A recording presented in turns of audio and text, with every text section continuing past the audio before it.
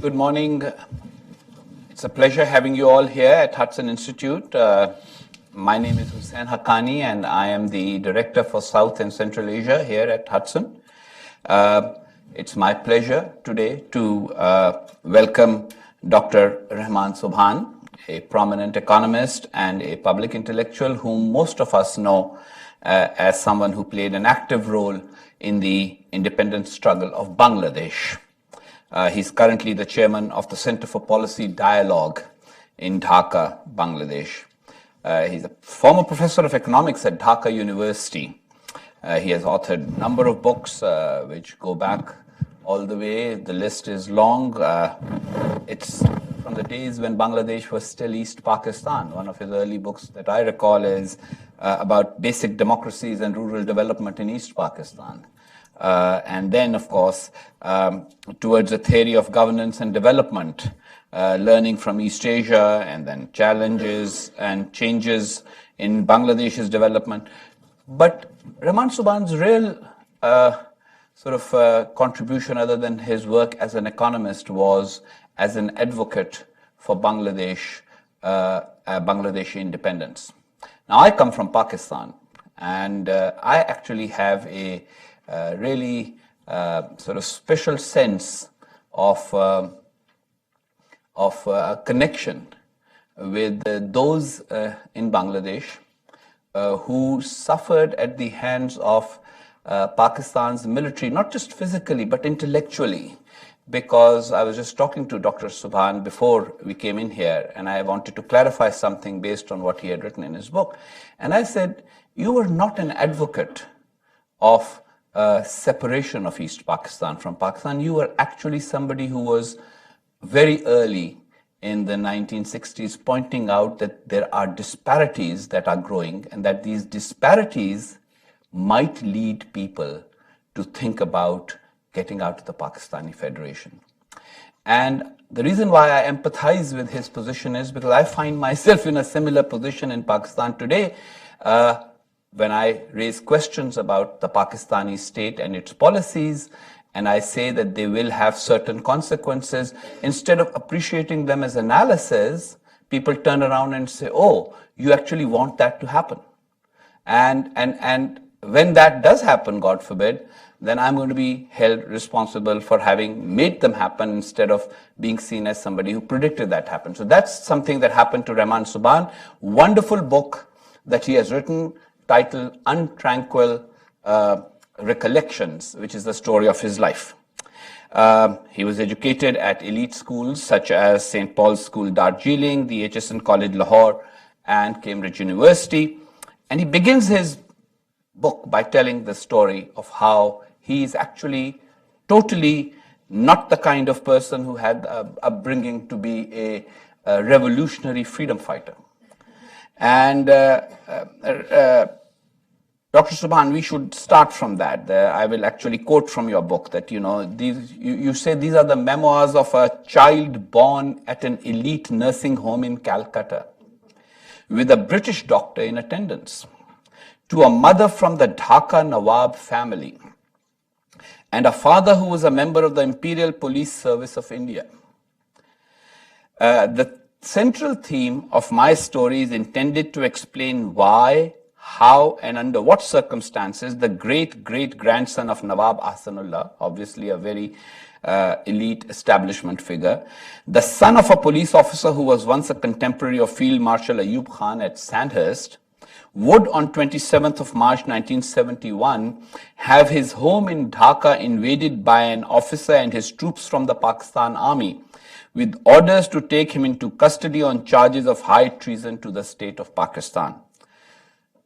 While welcoming you here to the Hudson Institute at this discussion, let me begin our conversation with the question, how did that come to be?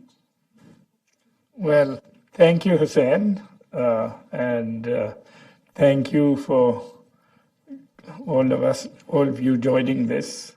There are a number of people to begin with who I would like to recognize immediately before I get into responding to Hussain, because they are all imprinted in my memory and are perhaps also recognized in my volume. Though don't look for your name in the index, because Sheikh Mujibur Rahman only gets one reference in the index, which is tantamount to high treason in Pakistan, whereas he appears through most of the book. So the one misfortune in the book was a sort of defective person preparing the index. But beyond that, I'm very pleased to see that Scott Butcher is here, one of the authors of the famous Blood Telegram, which made such a difference to, in fact, perceptions in the United States at that time. I see people who actually participated with us over here in the struggle in Dhaka. Joan Dine and Qaisar Zaman, please be recognized. Then again, I see David Nalin, who was in Dhaka, and his reports from the Cholera Research Lab were again very important. I see Mohsin Siddiqui, please be recognized, who was a young student at that time and who worked with me as secretary, chauffeur, and many other things at that time. And Arnold Zeitlin, who was, of course, reporting these events and bringing this before that. So these were all unusual colleagues to, in fact, recognize, given, as you say, the antecedents from which I arrived over here. And the journey itself was a very improbable one, as I think I pointed out. And it, in a way, paralleled the trajectory of the Pakistan state.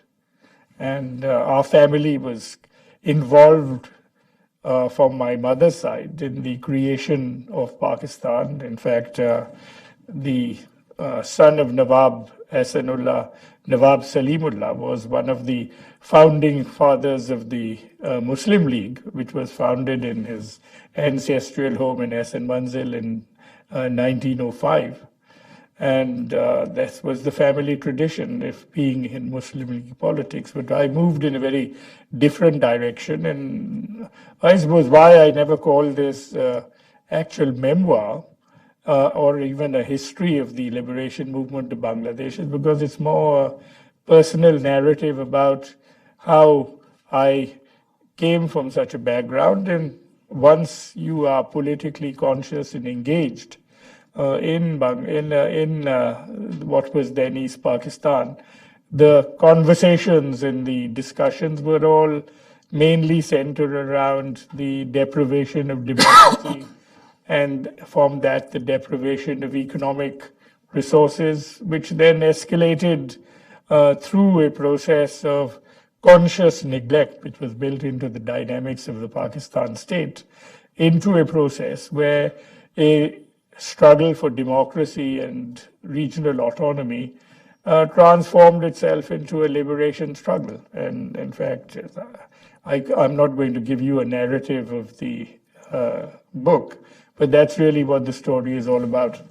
Well, your story, of course, has great details about your childhood in Calcutta. Some people would say, and too detailed, but it's details about your childhood in Calcutta, schooling in Darjeeling, and then later in Lahore and Karachi, and finally at Cambridge University. In fact, your father was generous enough to let you have several months in England before you made up your mind of attending Cambridge.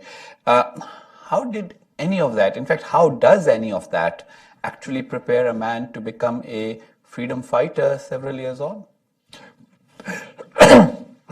Well, quite frankly, all the way up to Cambridge, I was being, you may say, sort of disprepared for getting into anything which would in fact resemble politics.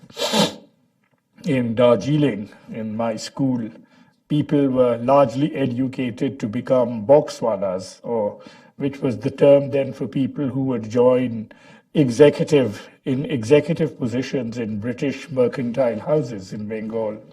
At Aitchison College, of course, this was the heart of feudalism. It was founded, as author Gauba said, to transform barbarian princelings into English gentlemen. And of course, the English gentleman part was a sort of more mixed outcome. But the end result was you had an elite who expected to rule Pakistan. And so there too, in fact, there was no preparation, but a first dawning of the fact that there were perhaps two nations housed in the body politic of Pakistan.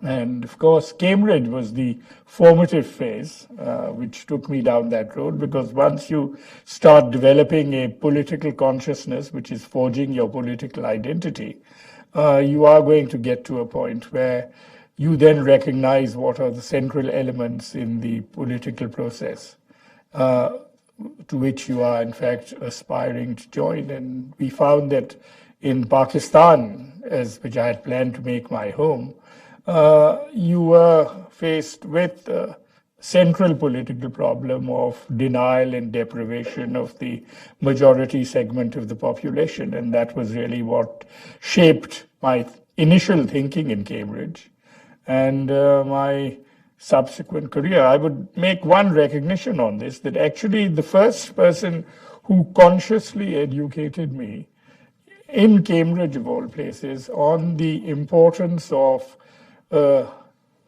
national identity and a distinct need for autonomy was Mian Iftikharuddin. He was known as the Red Landlord and the founder of Pakistan Times, and a major, one of those rare leftists in West Pakistan politics whose son was a great friend of mine. And he, when he was chatting with me and sounding me out, pointed out this particular feature of Pakistan and said, this is what people like you should go and fight for.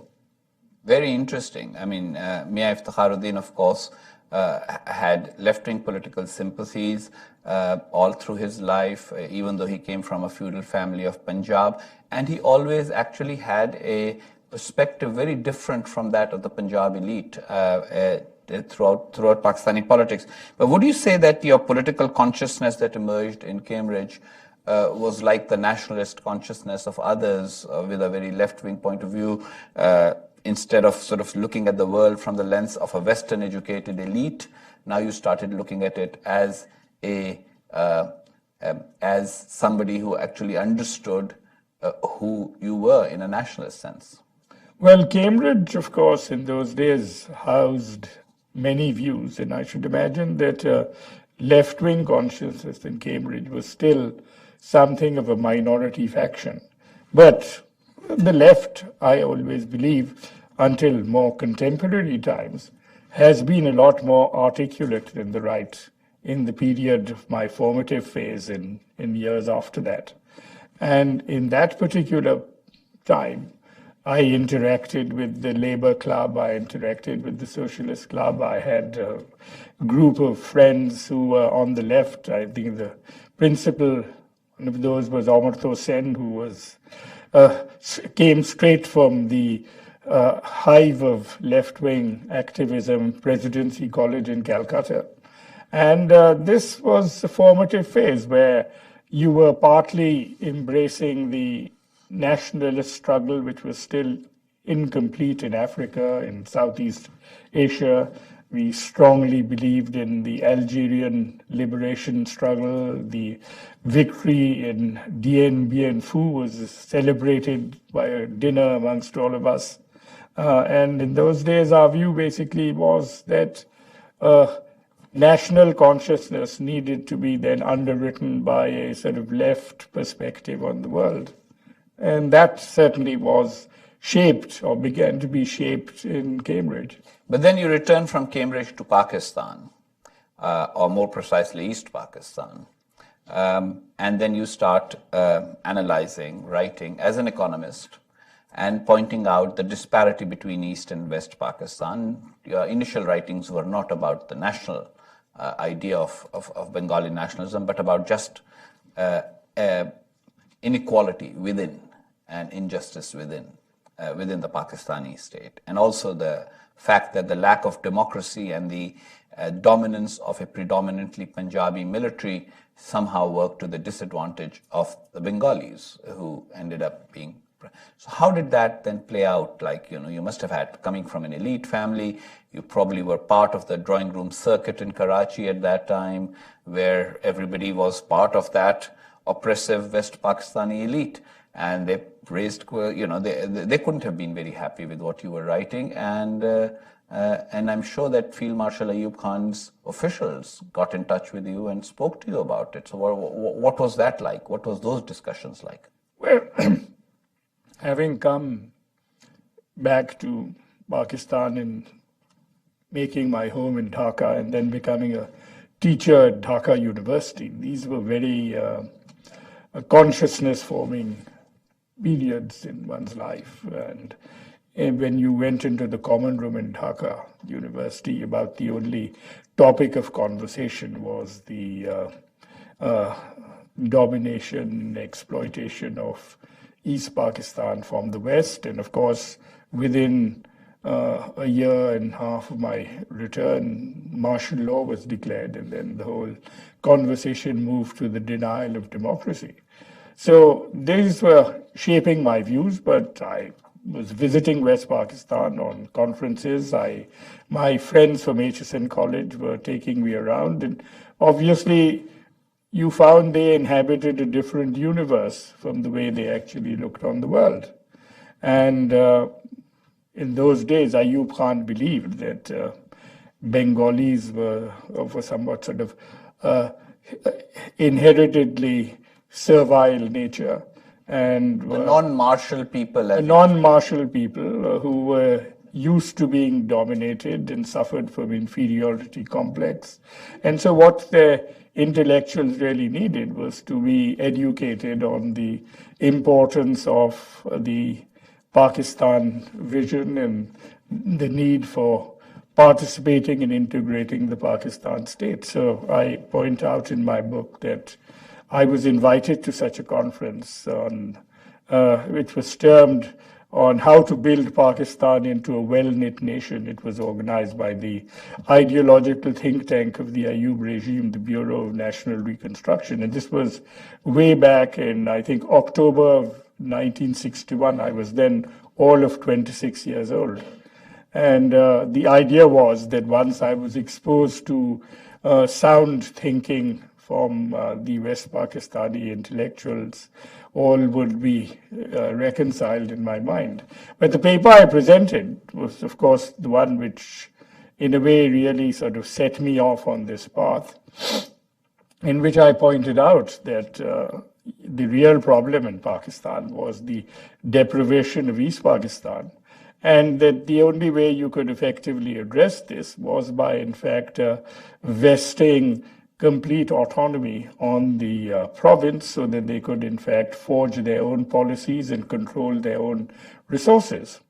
And as a postscript, at the end, I added on that, and if you do not address these problems at this stage, then this is, in fact, going to have the opposite effect of integrating Pakistan. It could lead to the disintegration of Pakistan. So that aside, then invoked from the chairman of the meeting, who is a judge of the West Pakistan High Court, observation to a friend that who is this young man and does he not know that the country is under martial law? So that was the way the narrative progressed over there, that consciously there was a tendency on the part of the elite to not recognize that there was a problem, to see this as sort of wrong-headedness on the part of the Bengalis. And right down to the final meetings of the fourth five-year plan panel of economists, I recognize one of the architects and partners in that venture over here, Professor Nurul Islam, in addressing the issues of deprivation. They were still not fully recognizing, even at that late stage of 1970, as to the nature of the crisis and the way in which, in fact, it was taking the country. So somehow there was a sort of institutionalized myopia or something built into the DNA of the ruling elite of Pakistan, which blinded them to the facts on the ground. I mean, after all, the intelligence agencies of Pakistan were still informing Yahya Khan right up to election day that Sheikh Mujib would not be able to get a significant majority in the elections. Now, they were probably the only people, at least in Pakistan, who thought that was a possibility. In Bangladesh, everyone knew it was going to be a landslide, but there it was. Well, I can assure you that several years later, nothing has changed on that particular score as far as the myopia and the inability to predict events of Pakistan's intelligence services is concerned. But 1970, when the Awami League was going into elections, and it was very clear that the Awami League represented East Pakistan in that election, really, to the Bengalis. It represented East Bengalis. And then there were these conservative religious right parties and the Muslim League or whatever had been left of it that was representing the sort of old centrist Pakistani state.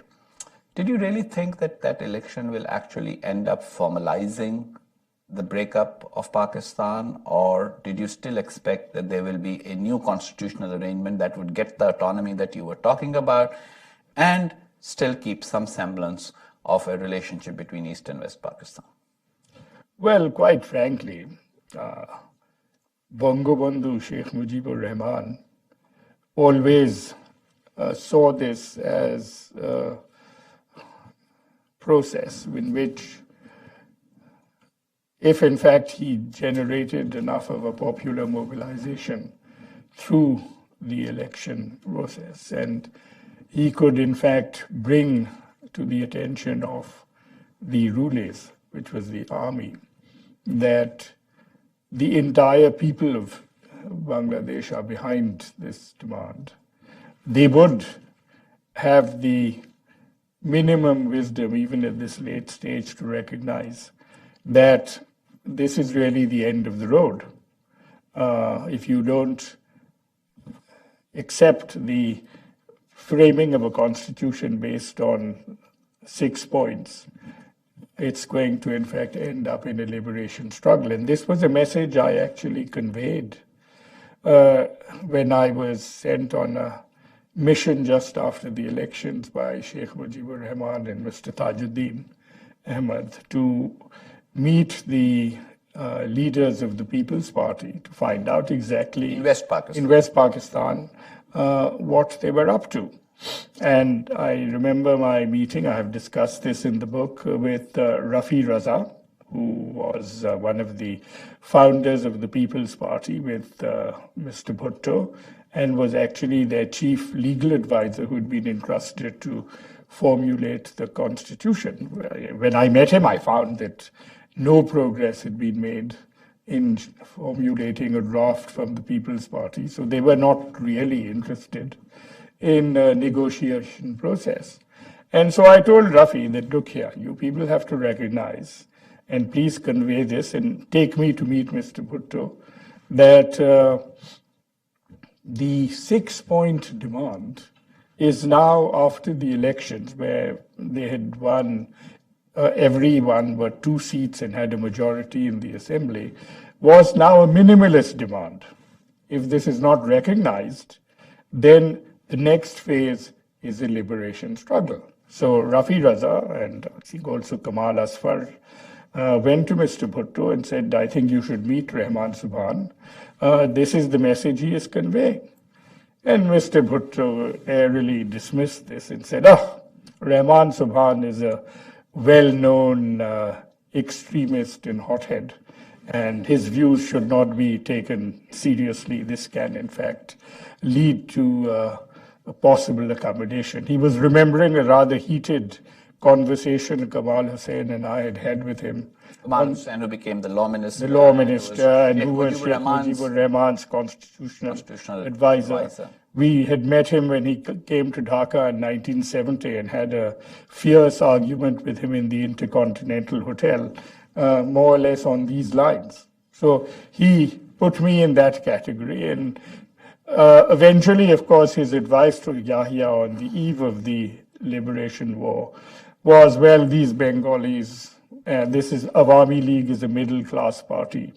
You just kill a few people and you arrest the leaders and all will be well.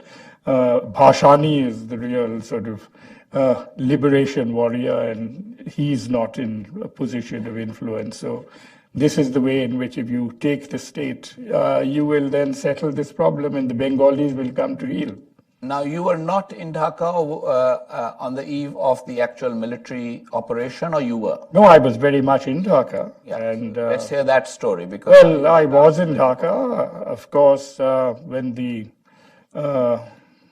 first shots were fired, the army had gone to arrest Sheikh Mujib, which was done in the middle of the night. They then launched attacks on the East Pakistan Rifles because they thought that the Bengalis there would, in fact, be a main source of resistance, and the police lines. That was really, and then Dhaka University. There was no way they were not going to come after you, the hot. No, actually, quite frankly, and I suppose you would put this as a form of extreme naivety, I still thought I was an academic economist. And that, well, all right, what would they do? I mean, they will perhaps throw me out of the Dhaka University, and we were foolish enough to sit there. So Nur Islam, my partner in high treason, and myself and others, we were all sitting in our homes.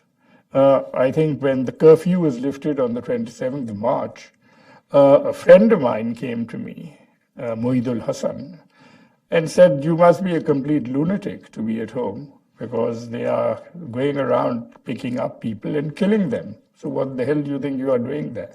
So he took me out, and I was spent the night in the home of a member of the David Naleen's group. His name was John Rody, in the Cholera Research Laboratory. And on the same night that I had left, the army came to my house, and the same captain who was part of the group who had arrested Sheikh Mujibur Rahman came to pick me up and arrest me. So that was when I decided that actually I was no longer, you may say, a recalcitrant intellectual, but I was in fact assigned to combat in a liberation war. And that had been a process of identification, which I was at that time still not sure that I was going to go down that road. And your family, of course, must have passed the message wherever you were to you that they did come for you. Oh, yes. And were there any gory details? Well, there were some.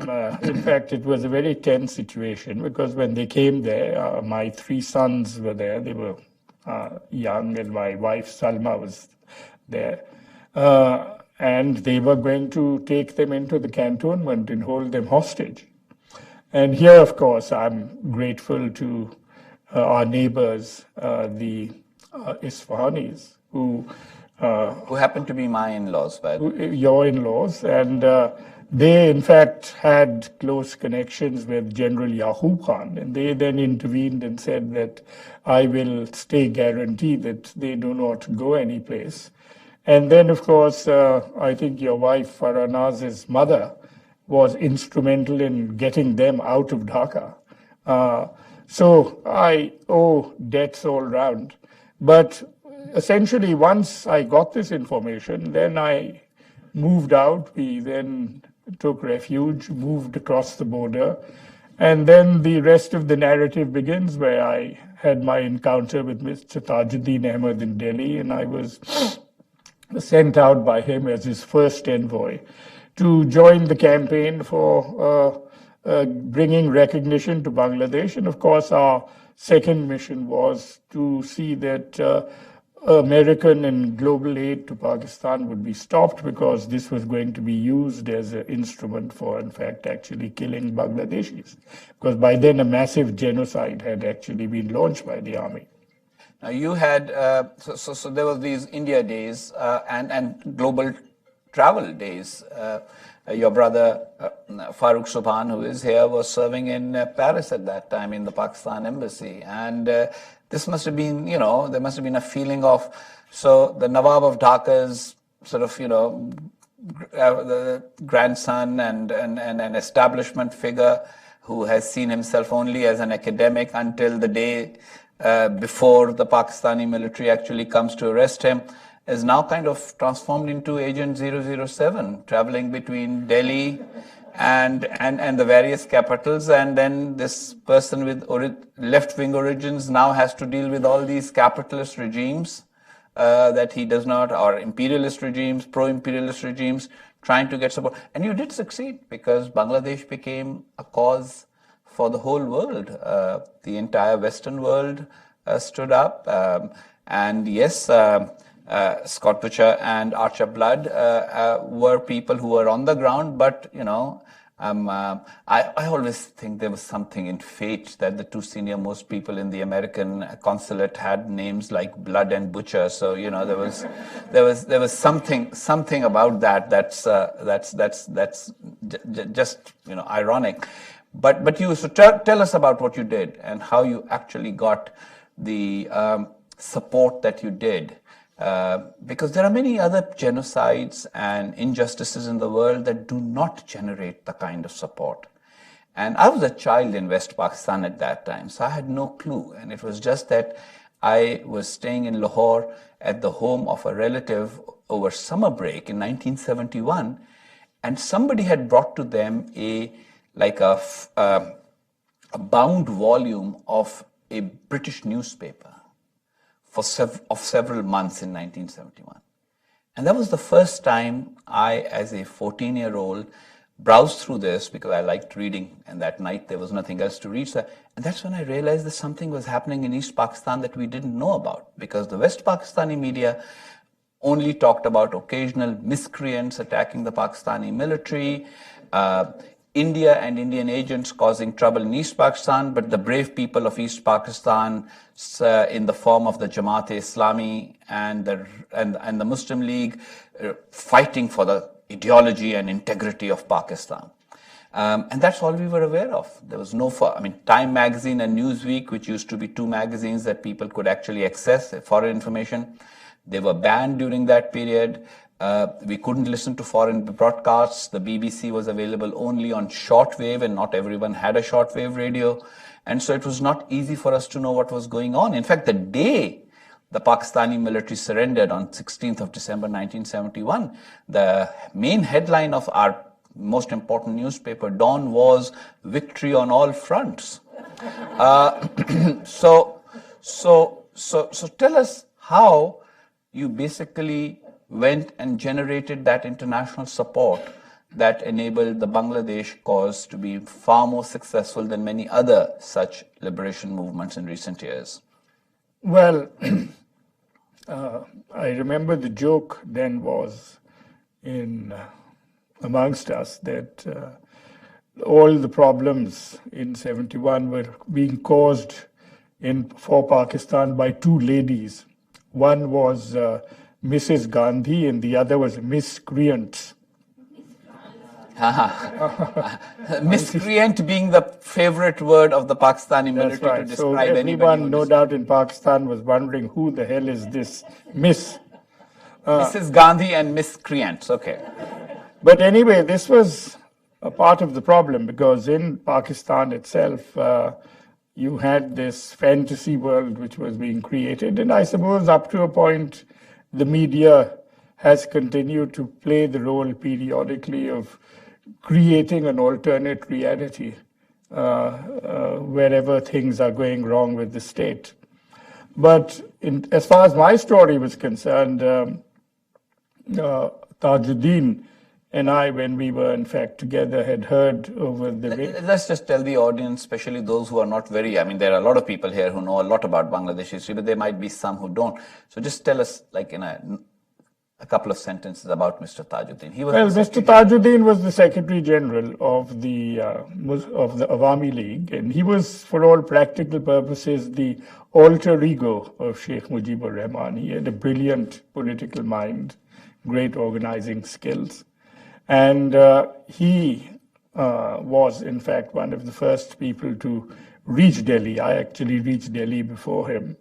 And when we met, What route did you use? Did you? I came through Agartala, and then I was when I came Which is out, the Indian state of Tripura. which is the Indian state of Tripura. And how is it that the Pakistani military couldn't or didn't stop people crossing over? Well, what was very interesting was that in the first few days of the Liberation War, in fact, what had changed the whole narrative was that there was a mass uprising, and that not only did the armed forces, meaning to say the Bengalis in the army, the Bengalis in the border security force, the police, went into a state of revolt. But much more significant even than that, because I came across this when I was going across the countryside, is that ordinary people in every corner, the moment they heard that a massacre was going on in Dhaka, actually took up arms. When I was going through a particular village, I came across peasants standing with sharpened bamboo sticks. And so when we asked what were these people doing, they said they were told that Pakistani troopers may land here and we are going to catch them at the end of our bamboo staves. So they had no military tradition, no arm, but the consciousness which had been raised within them through Sheikh Mujibur Rahman's election campaign and political mobilization had made this into a mass struggle. And it was that mass struggle which in fact actually was instrumental then in the genocide which took place. Because when the army cracked down, unlike the advice of Mr. Bhutto, they found they were not just dealing with a few sort of intellectuals in Dhaka University and Who they did arrest. And they killed large numbers of people in the university. But actually they were faced with a mass uprising in which a non-martial race was willing to actually fight and shed their blood. So this was a transformative Shouldn't they have actually banished the words martial race the day after they realized that the people of Bangladesh with bamboo sticks proved to be a far more sort of significant adversary? Well, hopefully they have done that by now, but they tend to. You obviously haven't been to Pakistan. But the learning process, I suppose, in the armed forces tends to be somewhat slow, from my experience. So you arrived in India.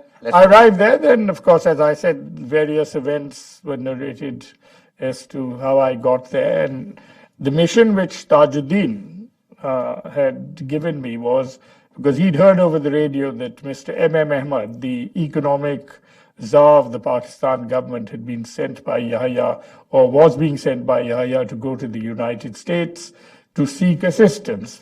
And I remember Tajuddin being incandescent with rage, saying that, my goodness, he's actually going to get money to massacre us. So you better go and initiate a campaign to do something about this. Now, here was I, in those days, I was associate professor of economics in Dhaka University. I was being entrusted with initiating a global campaign. And when you reflect on it, it seems almost a risible proposition that I could be entrusted with such a mission. But the moment I got out of the country, I went to Farooq, who was then third secretary. Paris was your first destination? Yeah, I went to Paris, but there it was more transit point.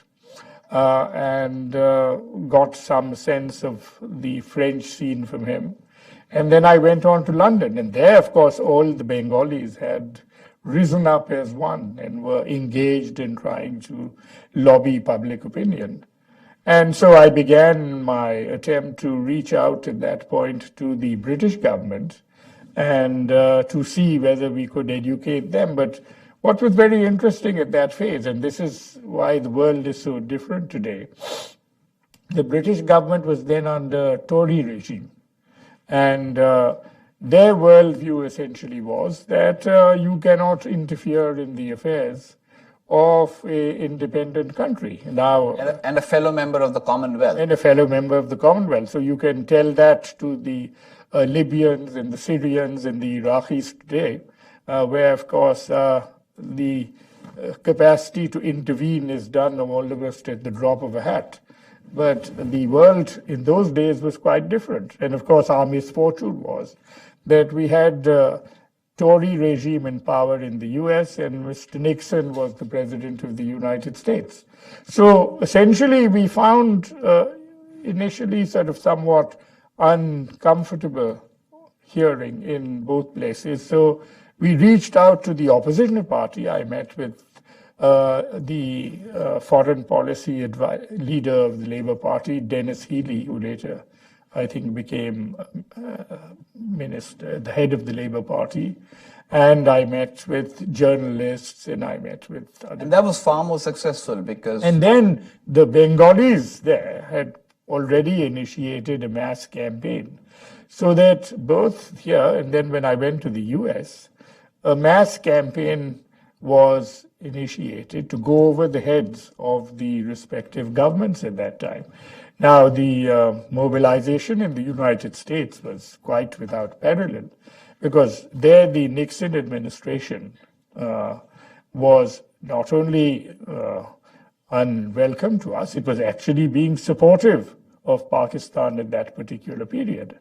And of course, the whole nature of the blood telegram to draw attention that genocide was being committed, possibly with US arms, was in fact trying to sort of get through. And of course, in a way, it cost Archer Blood, who was then the Consul General, his career at that time. And I think he never really advanced very much after that, and he paid a price. But others like Scott Butcher and others who felt very strongly and were communicating with the State Department were then being chastised by the ambassador in Islamabad at that time for, in fact, taking up this position. So what we found when I got to the United States and began the campaign was that the government was very reluctant to, in fact, actually interact with us. In the first phase, the only people we were really getting to meet were low-level people. I had a meeting with one of the junior officers, I think Quentin, who actually recorded my full encounter with him. And I have enclosed that because we got it from the archives of the State Department in my memoir. But this was really the message. And so we realized that the real target had to be the American public. And here, of course, again, it was the Congress which became our target. One of the alumni of that campaign, Joan Dine, she is here. Her husband was Tom Dine. He was the principal aide of Frank Church. And Church, Senator Frank Church of Idaho, who was a ranking member of the Foreign Relations Committee. And amazingly, I mean, none of his constituents in Idaho knew anything about where East Bengal was or what was happening there. And he was just a man of principle who took the position that, that even if it's about a distant place, U.S. arms should not be used for committing genocide. And it's an interesting aside that in my book, Magnificent Delusions, I use the archival material for a very important point. Why was Nixon doing what he was doing? And his argument was that Yahya Khan, the Pakistani military dictator at the time, was his friend. And he had helped him send Henry Kissinger to China. So this was his payback. And the people didn't matter. And Nixon very cynically at one point says, I know Yahya is committing suicide, but because he's my friend, I won't say anything to him, which makes me wonder about Richard Nixon, because what kind of friend would not stop a friend from committing suicide? So you really, so you overcame a lot of odds here. Well, the real odds were that the US government itself had taken this position in the face of a very conspicuous genocide, which had been communicated to them by their own staff members. And so having targeted the Congress and the public as our constituency rather than the US government, we then launched mobilization. And of course, some of the alumni of that mobilization were there. Joan Dine was, who is here, was part of the Bangladesh Information Center. Qaisar Zaman, who is here, was with her in that. I didn't realize we had so many Bangladeshi freedom fighters and supporters Yes, in indeed. the audience today, but They were full-time workers for this campaign. And of course, the culmination of that campaign, where not just all Bangladeshis in the US were mobilized. Professor Yunus was then a PhD student. He came and participated in the campaign. Every Bangladeshi came to Washington to join that campaign at one phase or the other. And the objective at that point essentially was that you must go to your congressman and ask them to vote for a bill which had been tabled by Frank Church and by Republican Senator William Saxby. This was known as the Saxby-Church Amendment, which actually was drafted by Joan Dine's husband, Tom Dine, who was his aide and certainly has been recognized along with Joan by the Bangladesh government as one of the great contributors to our liberation struggle.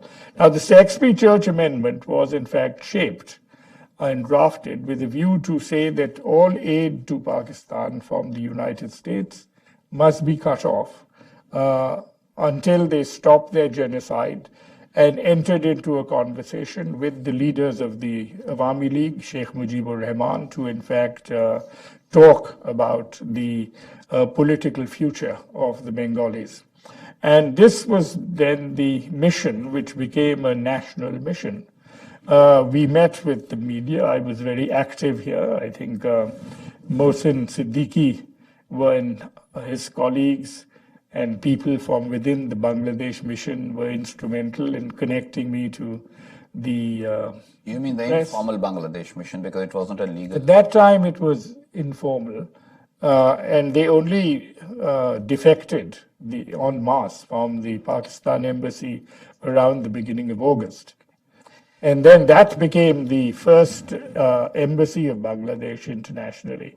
So basically, the campaign then was to reach the public through the media, to reach the public through the Congress, Okay. and to make them our allies. And this was perhaps one of the most successful campaigns ever launched, because the Saxby-Church Amendment was actually passed in the Yes, month of and July. violated by President Nixon at one point. Well, they were freely interpreting the stoppage of aid Okay. as entitlement to go on sort of sending what they claimed were already contracted Right, amounts. right. Now, I mean, I would not be doing my duty as moderator if I didn't put in the perspective that is widely accepted in Pakistan, which is, yes, all of this and some mistakes on part of Pakistan's military and Pakistan's politicians, but basically this was all about India wanting to dismember Pakistan, and that they had a plan to do that from the beginning, and that they were in touch, and that's why India was so hospitable to you and to Mr. Tajuddin and everybody else. And this was and your international campaign was also primarily, I mean, by your account, it was the Bangladeshis, the Bangladeshi diaspora, every Bengali who lived in the US or in England just felt they were getting harrowing stories from their family members with whom they were in touch, and they were acting. And maybe India did assist as a secondary supportive actor. But the Pakistani narrative is, no, this was all one Indian plan and plot, and you guys were acting at their behest.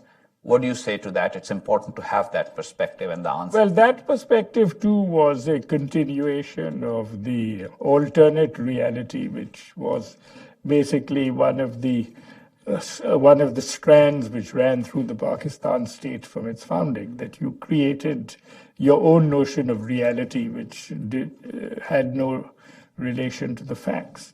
Now, I have some personal experience on the validity of that hypothesis, which has been validated by other writings.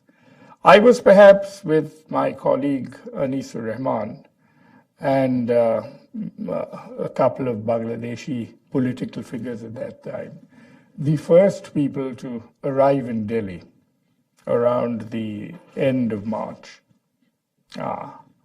And we were then taken to meet various people. Now, when I arrived, Who took you to meet these you guys? see, when I arrived in Agartala at that particular time, I went to the deputy commissioner, who I found was a The young, head of the district yes, administration. Okay. as a resident. I found this young man sitting in his veranda in a red dressing gown, looking completely bewildered, saying there are thousands of Bengalis coming across the border into Agartala. I've just come here. I don't know what the hell is happening. And some are asking for food, some are asking for arms. What the hell am I supposed to do? This is not the duty of a deputy commissioner.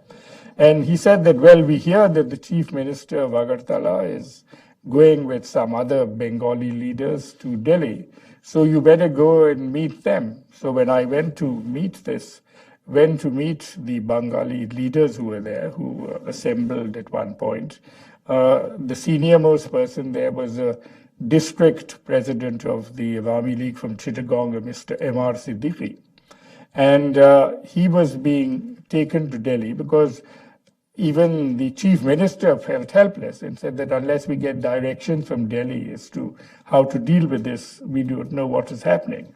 So I asked Siddiqui, do you know anyone in Delhi? He said, well, I've never been to Delhi in my life and I know nobody in India. So then I said, well, let me write you a letter of introduction to two economists who are in important positions in Delhi, Dr. Ashok Mitra and Dr. P.N. Dhar. So he said, forget the letter, why don't you just come along with me?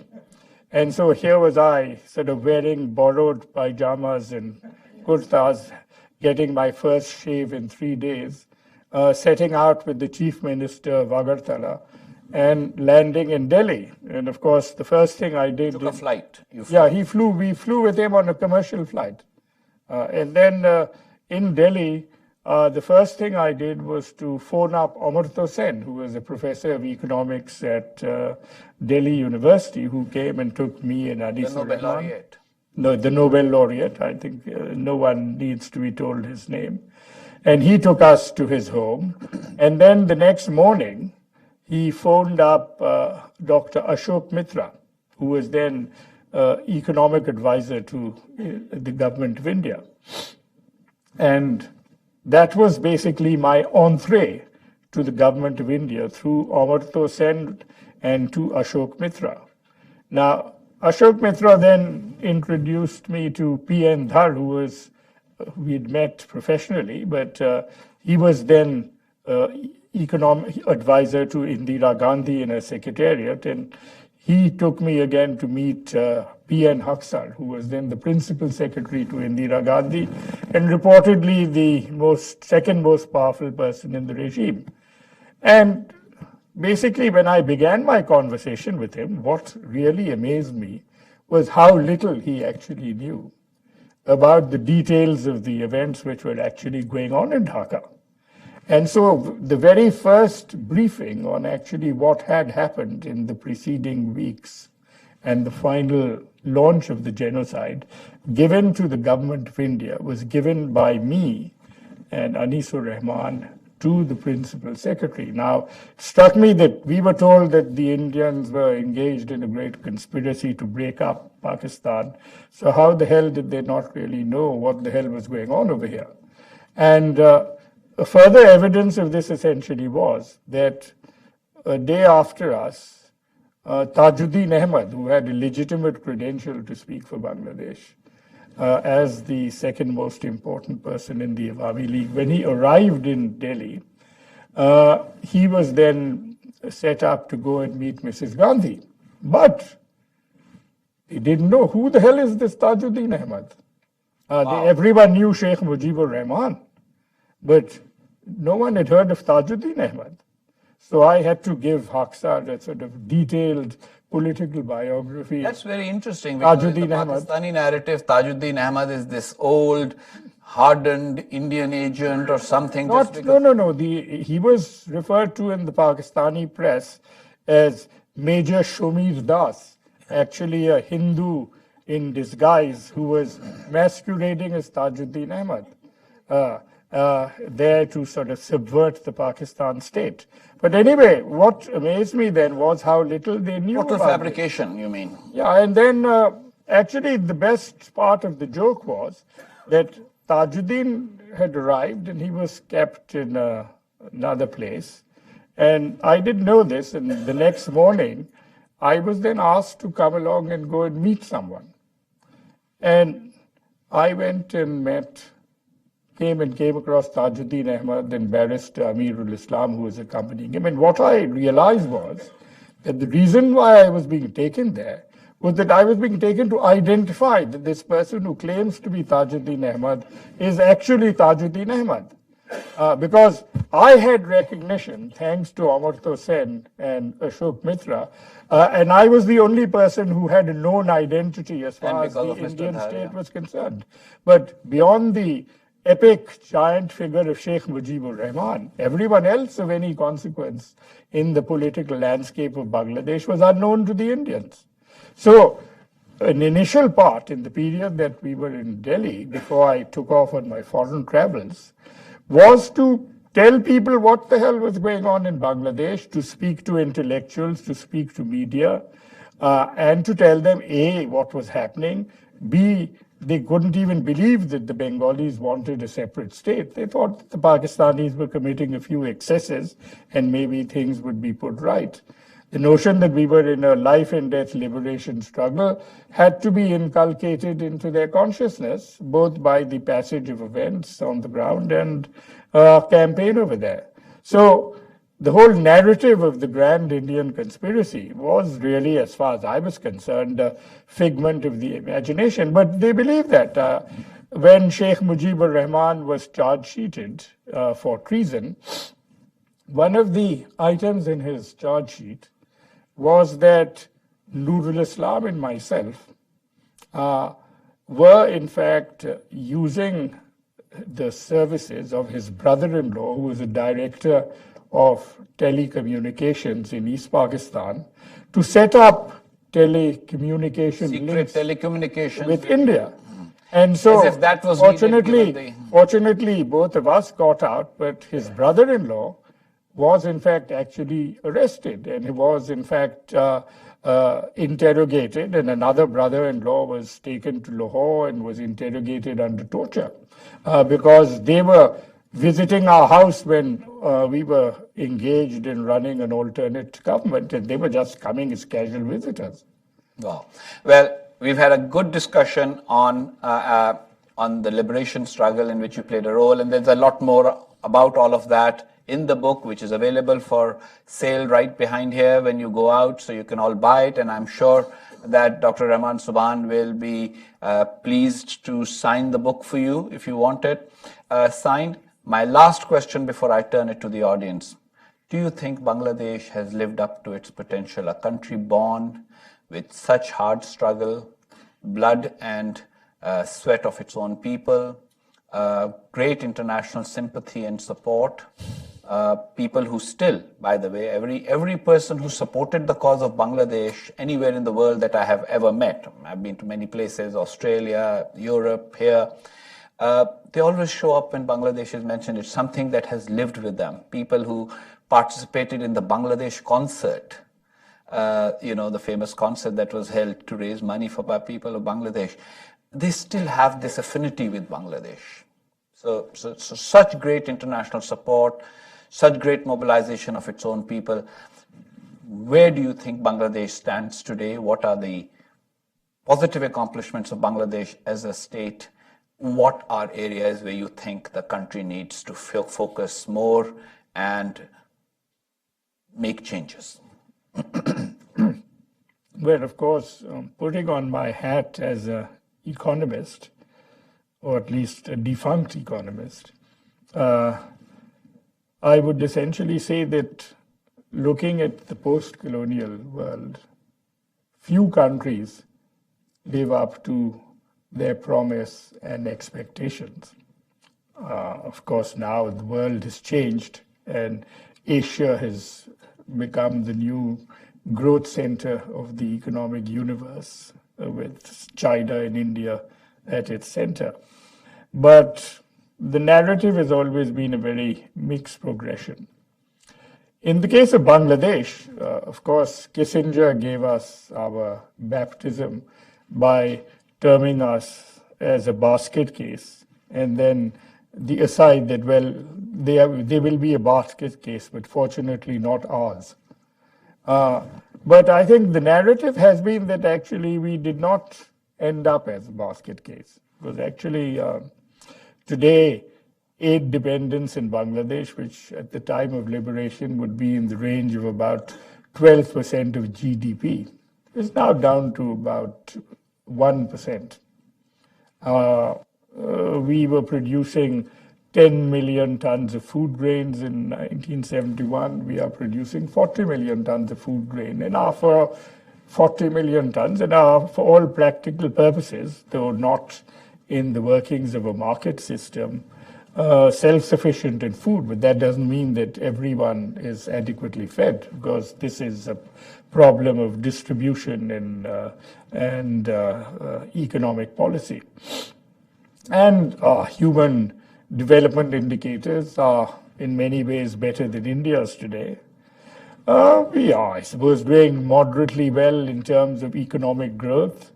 We are the second largest garment exporters in the world. We have created now a fairly dynamic entrepreneurial class who, of course, unfortunately do not always repay their debt, so they create a banking crisis, but they have been very efficient entrepreneurs. And there is a huge promise that was in many ways not entirely expected given our inheritance, because we were really a backwater of South Asia, and we had many years of neglect to overcome. So at the economic level, I think, as with every case, there is a great scope for doing much better. Our distributive choices are in need of great improvement. We have become a more unequal society, as have been the case of most developing countries, including China. But I suppose looking at some of the objective indicators, we have done reasonably well. Politically, we've had a mixed trajectory, and the democratic narrative has been an interrupted narrative with phases of undemocracy and phases where democracy has generally led a fairly perilous fate. But the bottom line essentially is that you have created new social forces in the country. And one of the great forces in the country are our women, who in fact have come out of the home, come out of their villages. They have constituted much larger number of women in the workforce in a proportionate terms in Pakistan, certainly. Pakistan. And I think both through the microcredit revolution, where you have I suppose close to about 40 million households getting access to microcredit. You have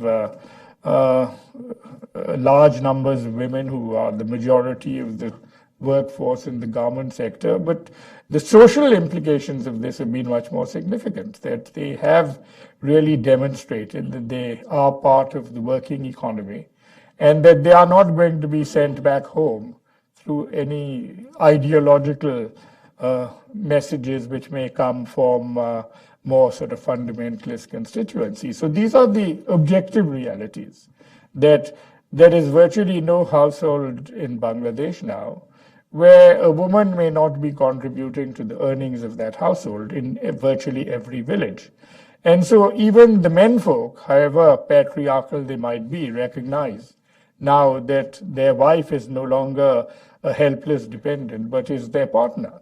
And this is, I think, an important factor, but we are a long way to go. We are still, socially, we have many problems. Women, even in the workplace, don't have a very comfortable time. And we have forces at work which would certainly like to reverse this process.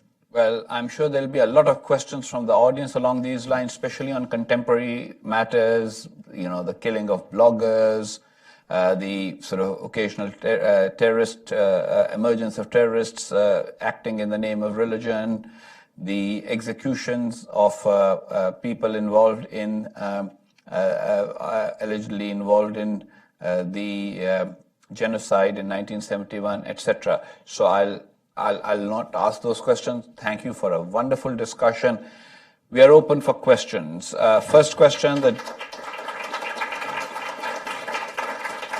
young man in the white shirt right there. Thank you. Introduce yourself quickly and ask the question in the microphone. Thank you so much, Dr. Shaban. Thank you so much, Ambassador Haqqani, for the excellent discussion. My name is Rafayat Haq, and I'm affiliated with the media industry in Bangladesh. Before posing my question, Dr. Shaban, I'd like to say something to you. With all due respect, I think the entrepreneurial class are not being able to pay back their loans in Bangladesh is because the government has not enabled a conducive business environment. And now I'll pose my question. So, Dr. Shaban, in your opinion, what do you think is the reason for why the Awami League government is reluctant to admit that there are elements of ISIS and Al-Qaeda operating within Bangladesh? Thank you. Well, to begin with, on the first issue which you raised about the conducive climate, in fact, I've had the misfortune to actually research the debt crisis in Bangladesh. And misfortune or good fortune? Oh, well, it depends on... Finding the truth is always a good thing. That which way you look at it. I have even written a book on the crisis of debt default in Bangladesh. And I can assure you that whilst the opportunities could certainly be improved, I think the issue of debt default has in fact become part of the business model of many businessmen who find that actually it is sensible business practice to default on your loan and then in fact eventually get it rescheduled because it changes the whole cost of capital if you in fact go down that road. And this is a crisis which has persisted for 30 years over 3 or 4 successive regimes. But I won't hold up the discussion because of that. On the second one, well, of course, this is the reality. You have got a fundamentalist element there. It is a minority constituency. Any elections which they contest, they will be comprehensively defeated. But you now live in a world in which the instrument of violence by minority constituencies has, of course, become part of the sort of new politics which we have to deal with. Next question. It doesn't mean that this is a demonstration of the way the country is moving or looking, but that these forces are there and that you are having to deal with it is a reality. For the next question, I'm going to be partial to any woman in the audience who raises her hand. So if you have a question, women in the audience, be prepared for the next round. Right now, this question here, right. I'll come to all of you. Thank you. I'm Jay Kansar. I'm with the Hindu American Foundation. We're an advocacy organization. We actually have worked with Congresswoman Tulsi Gabbard in the House to introduce a resolution that recognizes the contributions of the freedom fighters of Bangladesh and to recognize the war crimes as the resolution calls it. It doesn't call it a genocide, but that's a political discussion for later. My question is that a few weeks ago or 2 months ago, the Supreme Court was prepared to hear an argument of Bangladesh, was prepared to hear an argument to remove Islam as the religion of preference in the Constitution in order to ensure the protection of bloggers and minorities such as Hindus, Christians, and Buddhists and others. And they did not, and there's rumor that the government actually in itself did not want that trial to go on because if they did rule that to remove Islam, there would be riots. Do you feel that this is one of the reasons why extremism is so high in Bangladesh right now is because Islam is the religion of preference and other religious minorities are therefore second-class citizens? Well, you see, the original constitution of Bangladesh enshrined secularism. Dr. Kamal Hussein was one of the framers of that constitution, and the 4 principles of state, it was one of them. Subsequent military regimes introduced the sort of Islamic component into it, not because they were great Islamists. One of the legacies which we inherited from Pakistan was the willingness of military regimes to, in fact, use the chapeau of Islam to, in fact, gain an element of legitimacy in covering up their sort of anti-democratic interventions. This was a well-known practice of Ayub Khan. I've written a whole book on it. You've written a book about it, so I don't have to tell you this. And so Mr. Yahya Khan would have no problem in massacring large numbers of fellow Muslims and then getting intoxicated in the same evening. So that particular problem has, of course, persisted. And when, in fact, this was put in over there, the idea was that it was done for entirely instrumental reasons, that you will mobilize some element of a Muslim constituency to back you in the name of Islam. But it did not reflect a fundamental transformation in the behavior of the state at that time. So at this particular moment, when the Constitution was being reviewed over here, this was left on by the present Prime Minister, not that she is not a firm believer in a secular state, and in fact actually has been addressing problems which are in fact challenging the secular traditions of the country. But I think she also, as I said, all politicians tend to be quite pragmatic. And her view was that, well, if you have put this on, why remove it and open up another front? I think I would certainly have been happy to see many others who are challenging it, who are wanting it removed.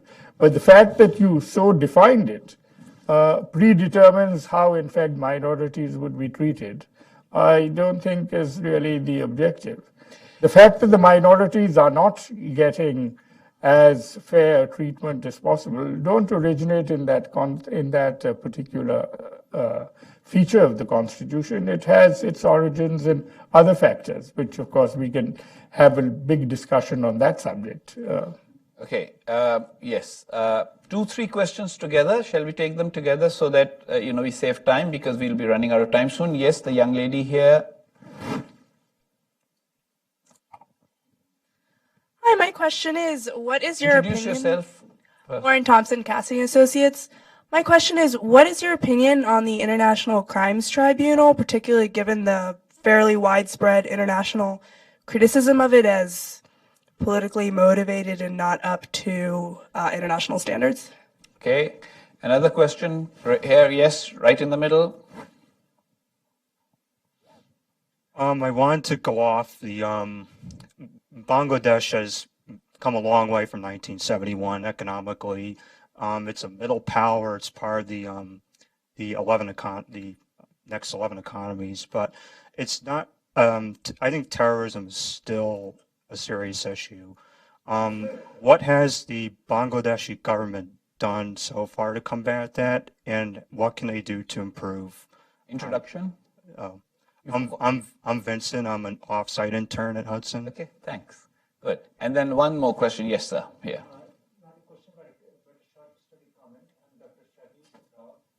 Do you mind taking the microphone, Doctor? I'm Dr. Shahid Rab, and I happened to be in the audience when Indira Gandhi was here at the National Cathedral in November 1971. And I remember a very heartfelt lament from her that had the Bengalis contacted us at the beginning, we could have prevented at least some of the bloodshed. Okay, good.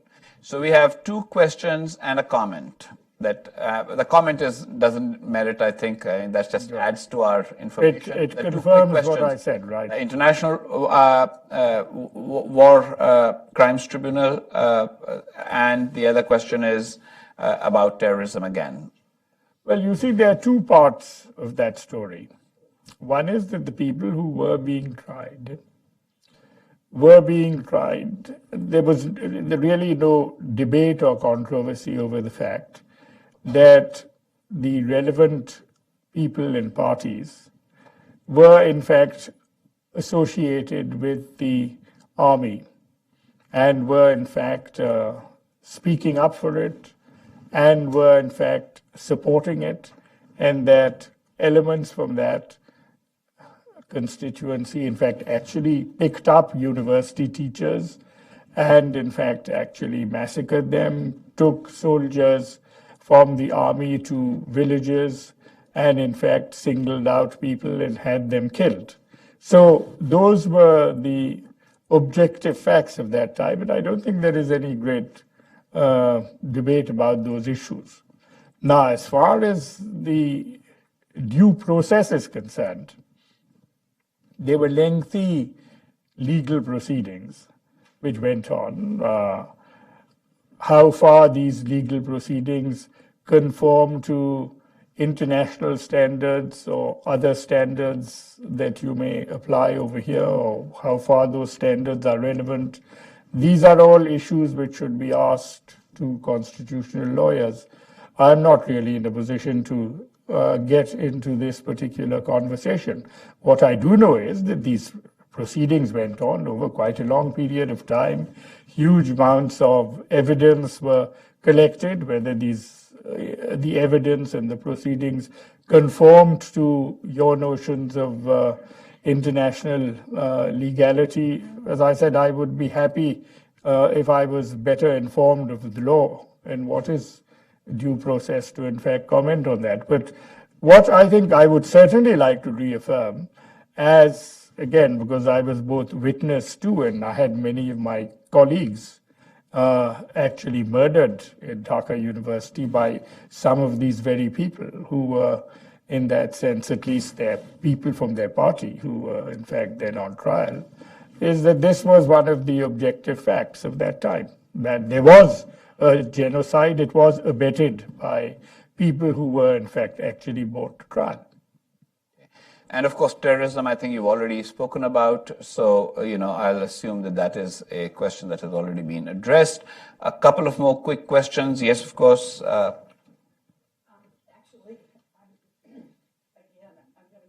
is this on? It is. I'm just going to make a comment also, because when my husband and I spent our first 2 years of marriage in India, Tom came back and was working on Capitol Hill. This is Joan Dine. Great alert, sorry, Joan Dine. And my husband came home one day and said, I think a genocide has just started in Bangladesh and I've got to do something to stop it. And the next day, I think, he brought in Raymond Sobhan and two just absolutely brilliant members of Sheikh Mujibur Rahman's Brain Trust. And we were just so blown away by the caliber of the human beings that were speaking on this issue, and obviously so outraged that we gave them as much help as we could.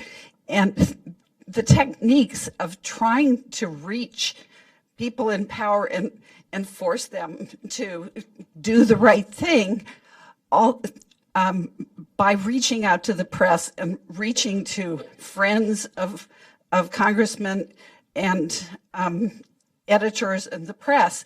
Those techniques, I think, were on behalf of the Bangladesh outrage, were put to use later by my husband in the pro-Israel lobby efforts that he then went on to in his career.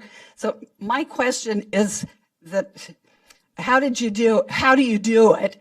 Because I truly think this memoir is brilliant. It's a beautiful read. It's fascinating, as my husband said, on the politics between the two parts of Pakistan. And it's absolutely accurate here as well. So thank you. I wish to point out over here that one of Joan's contributions was to bring into the liberation movement her 1-year-old daughter, who joined her in a pram to picket the Sheraton Hotel, where the World Bank IMF meeting was being held for the Pakistan consortium, for in fact the meeting. So they were picketing the bank and fund to stop aid to Pakistan, and her 1-year-old daughter, Amy, was in fact one of the picketers. Probably the youngest freedom fighter. Yes. Tom Timberg, consultant. Among the other, if you will, among the other accomplishments of Bangladesh have been the creation of institutions such as the Center for CPD and earlier BIDS, and it seems to me that that has been one of the positive reasons, and also Grameen Bank, if you will, NGO, that Bangladesh has been able to accomplish what it has. But I wondered if you'd speak to that, because it seems to me that that is an accomplishment, a major accomplishment, and one which you certainly have been actively engaged with several parts of. Well, one of the founding fathers of the BIDS, which had its origins in the Pakistan Institute of Development Economics, was Professor Nurul Islam, who is here. And he was instrumental in recovering the only asset which Pakistan ceded to Bangladesh at the time of the division of the country, because he managed to get the BIDE institution transferred to Dhaka on the eve of the liberation struggle. So we recognize that as our only asset we gained from a united Pakistan. They have not given us the share of any other assets. I would argue part of your army, because all those people who ended up, the coup makers were all people who were trained in Kakul. They were also, of course, very active in the liberation war. Yeah, they were. So they were also, I suppose you trained them well in some directions. I have nothing to do with their training, I assure you. Okay. Oh, no. So I think Tom's, Mr. Krimberg's proposition then was that, yes, we have created some well-known institutions. And of course, Grameen Bank and BRAC and a number of others are now globally recognized entities. So these have been part of the alternate narrative of the development story. Good, thank you. Yep. John, can you hear me? Yeah. Thank you very much, Ambassador Haqqani and Professor Subhan. I am a daughter of the soil and I've been part of the liberation war, and yet this hour has been a learning process for me, which is saying quite a lot. I just have one question about the new act which is proposed, the Liberation War Distortion Crimes Act. I mean, obviously, a book like yours is so important for the future generation. Do you think this act is going to affect the rewriting or the writing of the history of Bangladesh, and how will it affect people like you? Will your style be cramped? Do you think people will write books about the Bangladesh Liberation War if this act is at all passed? I would add to it is there need for such an act? Why not let people just, why should there be just one narrative and one account? Why can't people give alternative accounts? The event has happened. It's a historic event. There are records everywhere, and there are individuals who are still alive who've gone through it. Why try to legislate history?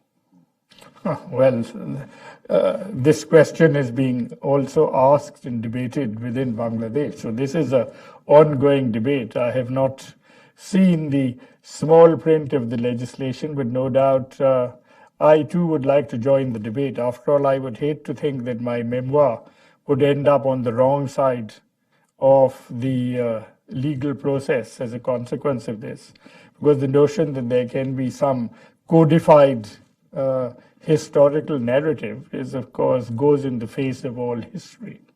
And so history is an ongoing and dynamic process. I think we are certainly bothered by the fact that serious untruths are narrated about the liberation war, but they have to basically be matched by the presentation of the facts and alternate information backed by evidence. The notion that you can legislate and sort of legally enforce a particular version of history is in my experience, it's really not going to be a very successful venture. Last two questions, the gentleman there, the lady, in fact, three, the lady there and the young woman here. So all three of them. Let's have the questions and then we'll get them answered in one go. My first question is actually, Ambassador Haqqani can also comment on it. I always wondered, what was the idea behind Pakistan in terms of what this country is going to be like and how it's going to end up as? In other words, if you look at Indian National Congress documents, they had an idea of a liberal democracy after the independence. I've never got a sense of what Pakistan was going to be. Maybe you can comment. You've been spared that debate now that you're a Bangladeshi, so therefore let us leave that for other historians. That's fine. But, the reason I ask that question is that there is a culture of intolerance in our society, of pluralities of ideas, of debate, of what we call Western liberal democracy. What is the source of it? Would you comment on that, please? Okay. Well, as a quick response to question one, you should read Mr. Haqqani's classical work, Between the Mosque and the Military, which is a very good and educational read. On the second question, I think the answer to that up to a point lies in the very confrontational nature of our democratic journey, that essentially you have created a highly confrontational political framework in which the major political narratives have become virtually tribalized. And this has led, as I said, to a culture of intolerance and a winner-take-all process, which has moved over successive regimes. And unless this is satisfactorily resolved, I think you are going to continue to have a fairly rocky democratic journey. Final two questions, right in the middle. Hi, I'm Monica Jahan Bose. I'm a Bangladeshi American feminist lawyer and artist. I was so curious. I mean, I know you personally, but I was so interested to understand the deep role that economists played in the liberation of Bangladesh and the advocacy for that process. I really didn't know the depth of it. And is this a South Asian issue, or is it just a fluke of history? I don't know. I haven't seen this in any other. We don't have that here in this country, for example. Economists playing that kind of a role. So I'm curious. Thank you, Monica. Well, Monica's father, Swadesh Bose, was one of my dear friends and colleagues, now no more, who was associated with us in the liberation struggle and was one of the economists who participated in the narrative. Of course, the definitive work on the role of economists and economics in the liberation war originates in the writings of Professor Nurul Islam. I've been a person who contributed to that narrative, so his books should certainly be read on that, and I'm sure you must have had an opportunity to read it. But I think centrally what always was part of the Pakistan story was the way in which the democratic crisis or the denial of democracy culminated in the denial of economic resources and economic opportunities for the Bengalis.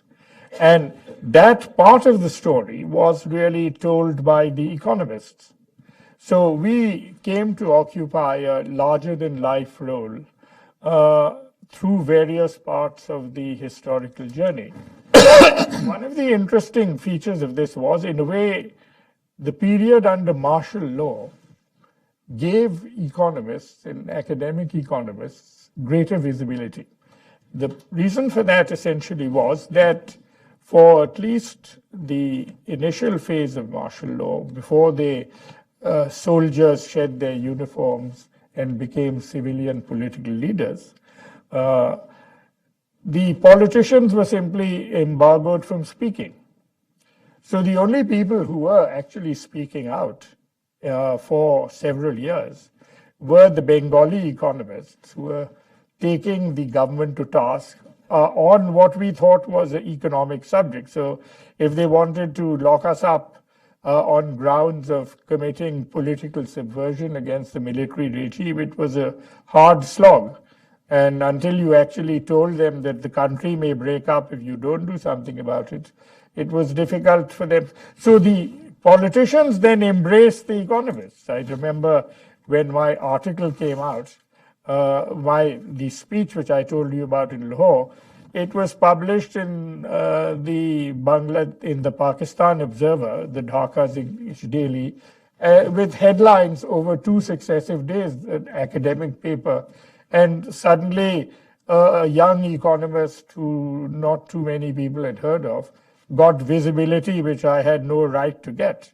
And politicians were seeking us out and wanting to be briefed as if they were members of parliament or wanting us to prepare speeches for them. And we were very much in the limelight. So the nature of the crisis was very central to the economic issues of that time. And the economists, perhaps more than the other disciplines, were actually more instrumental in projecting this. Of course, then Professor Ronak Jahan is the author built around her Harvard PhD thesis, produced this classical work, Failure of National Integration, which was a definitive political account of the breakup of Pakistan.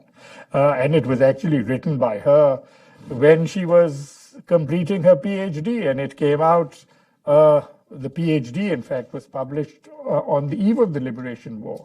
But beyond Ronak's work, I think political scientists were not very visible, even though the subject was a political issue. But economists were the ones who were vocal, and I was, in fact, given the ultimate compliment by a Pakistani economist when we were having one of our heated debates that Rahman Subhan doesn't even practice political economy. He is a politician economist. Well, and what greater compliment could you get? Yeah. In South Asia, the discipline of political science as an academic discipline has had much less influence, even lesser influence on practical politics than it does in the United States these days. And the economists were people who were actually putting out facts that then the politicians who already had a visceral feeling of injustice could actually use to build up their case. And that kind of created a symbiotic relationship between Bangladeshi economists and Bangladeshi politicians, which played a significant role in the liberation struggle. Last question, since I already promised that I will let you ask the question. Hello, I'm Ifat Nawaz. I'm a writer and a proud niece of 2 freedom fighters who gave their life during the Liberation War. My question is, been researching a lot on 1952, the language movement recently, came upon movies and books, and I've been watching how the youth of Bangladesh had really glorified that pain and kept it alive and then pushed towards it every year since 1952 leading up to 71, fueling the fire. Last 6 years I was in Bangladesh, and we had journalist killings, we had Abhijit Roy dying, we had many other things happen in between. But the youth, we think of it in some ways, we do some Facebook post and then we forget about it a month later. What do you think is the missing link between the generation that our fathers lived and us? And is it easier when we have an us and them factor as opposed to an us and us? I just want to hear your advice, perhaps, for our generation. Thank you. Well, it's a good question. I think what we find over here is that the contemporary youth, as with contemporary youth anywhere, covers a really wide spectrum. And at least in our generation, while we like to think that there was a strong level of political consciousness amongst young people, and the students in particular played a very active role in the democratic and then the liberation struggle, to think that this was a sort of universal characterization of the youth of the then East Pakistan would be quite incorrect, because many segments of it really kept out of things, kept out of trouble, whilst there were economists who were active from Bangladesh. There were many who preferred not to be, and in fact were happy to, in fact, actually sing the songs of the regime in power at that time. This essentially means that you have always a mixed story, and to define the conversation intergenerationally becomes more problematic. I would think that within the contemporary generation, what I find is that there has been a significant deterioration, certainly in the quality of student politics. And student politics has become much more parochialized and instrumentalized, in which many people's ideological moorings, particularly from the mainstream parties, has been much weaker. They have used these positions, the movement, for more instrumental and material reasons. And there is a much greater element of sort of violence and criminality which has entered into their form of activism. But having made that point, there are still many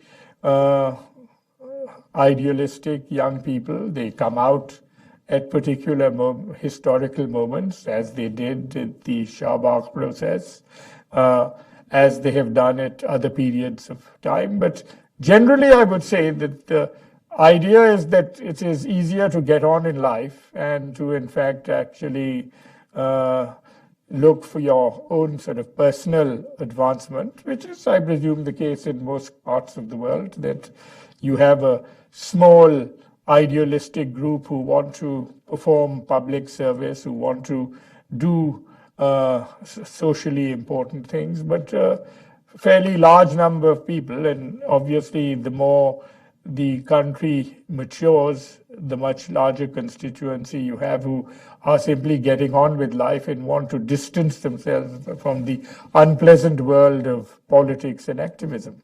Large numbers of people, young people with no cause, which is where you started actually, and came to have a cause, which is very important, which is why you should commend the book to your young Bangladeshi friends. Thank you very much, Dr. Rehman Subhan, for this wonderful morning, and thank you all for coming here.